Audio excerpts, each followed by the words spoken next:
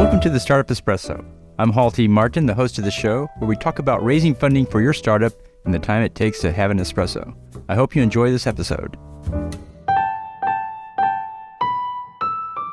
Hello, this is Hall T. Martin with the Startup Funding Espresso, your daily shot of startup funding and investing. The attribute substitution is a bias defined by Wikipedia that occurs when an individual has to make a judgment that is computationally complex, and instead substitutes a more easily calculated heuristic attribute. Startups presenting a complex concept such as how their technology works should replace it with a heuristic or analogy that is easier to understand. Complex concepts can be difficult to communicate to investors in a pitch.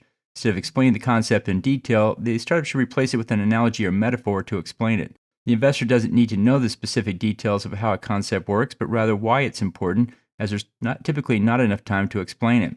In discussing intellectual property, it is better to highlight the benefits of the technology rather than how it works in detail. Oftentimes, the technology is proprietary and kept as a trade secret.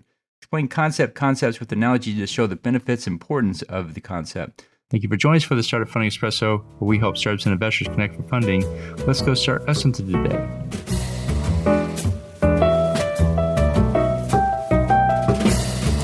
Hall T. Martin is the director of Investor Connect, which is a 501c3 nonprofit dedicated to the education of investors for early-stage funding.